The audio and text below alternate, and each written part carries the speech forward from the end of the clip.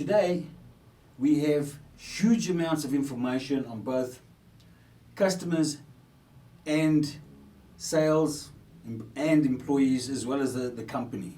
Okay, so it's a lot of information we've got about customers and their behavior and employees. So the question here is, how do you measure and manage that information so that it becomes useful to you, a competitive advantage? Hey everyone, I'm John Harris, and this is the Exponential Entrepreneurs Academy, coming to you live from our digital studio. We've spoken about two halves, about creativity of an exponential enterprise and about the control of an exponential enterprise. And we're on the control side right now. We've already gone over interfaces. We're now talking about dashboards. So an organization needs real-time information on, and it needs to be adaptable, and it needs to have a dashboard that is accessible and is essential, has essential information that it can pass throughout the organization with regard especially to customers and to staffing. Of course, there are other areas, supply chain, etc., that is very valuable in the 90s, especially with retailers, large retailers, the transactions, the point of sale was recorded throughout the whole enterprise and brought into hubs.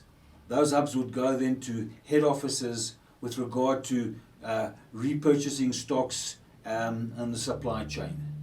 You know, things would take days from the stores to go to the hubs, and then from the hubs back to the head offices before they came back to the purchasing replenishment would be weeks. That's the kind of cycle they had. And it was Walmart that disrupted the whole industry. Walmart basically organized, and what it did is it had a geo-sharing satellite, okay, and they would track inventory in real time, and the supply chain, the transfer, and all of this. And what they did is they could replenish, and they could do, you know, it's huge costs, as we all know, to holding stock, especially items that aren't moving and not replenishing those that are moving fast enough. And they were outperforming their peers by over 15%, which is massive in the retail industry. And this gave them a huge advantage. And the rest, quite frankly, haven't caught up as of yet. So the big data, the effort to capture big data, the problem for the others was to capture this data, to collate the data, and to implement the results is very time consuming and requires huge human resource capital. So these are things that were conquered through technology. Now, startups get metrics about customer behavior, which is equal to the old mom and pop store, the owners that knew their clients intimately, the kind of behavior and the needs and wants of their customers. And nowadays, you have big data dashboards that are handling the same amount of information. Let's understand, for example, Warren Buffett, when he bought a furniture retailer in Houston, and Mrs. Bloomberg, the 93-year-old Russian immigrant who knew her customers, their children, and their children's children. She knew them intimately, and he challenged chain stores to try and take her on because of the amount of information and the relationship she had with her clients. But understand this, as AI increases from narrow to general and general to super intelligent, this understanding of behavior is going to surpass what she had, okay? But it's going to be done, leveraged out on a global platform. So you can see the power of dashboards and having them running properly within your organization. The approach to data has changed. Traditionally, what you had is the number of visitors, for example, to a store, or the number of downloads when it's online app, the repeat usage, the repeat purchases, retention, monetization, and your NPS, your Net Promoter Score. So you're looking to see how these things all come together on a key performance indicator, a KPI. KPI is a traditional and what's been going on for a while now.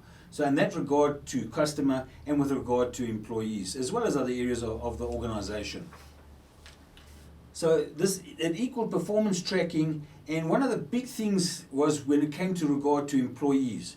That dreaded day where you have reviews and on the information that's gathered. And make no mistake, this is also a massive effort and whole department required on HR to gain the information on particular employees, to go over their reviews, to sit down with the employees and go over this. And in that time frame and with this process, it caused a lot of dissatisfaction, and especially to some of the higher level employees and some of the more potentially great employees within organizations. It caused churn, and it wasn't that successful. It's pretty negative. So the new enterprises, what they are looking at, the exponential enterprise of today, are adopting objectives and key results. So these objectives and key results, what they do is they are looking at of taking an objective, which number one is where do I want to go? And where does the company want to go? Where does the employee and the team want to go? That's the objective. Number two, the key result is, how do I know I'm getting it? How does the team know it's achieving this? And that is a key result they're looking to do. So they're looking at the objectives and they're looking at the result and how they're getting along with the result. So an objective is, for example, to increase sales by 25% to the team. That's the objective. So the result they're looking to do is, say, in a month that each member of the team must get form two strategic partnerships to help with that increase in sales. So they have the objective and they have the result. They want to see that they've got those two key strategic partners in place, and that they are now have implemented a process, some kind of relationship there that's actually transacting sales. Look, there's something like 65 metric measurements. They have even more when it comes to innovation, and organizations don't need all of that. If you're looking to do a lean startup and to build out an exponential organization, you may only want 6 or 5 objectives with the key results. So not performance, key results.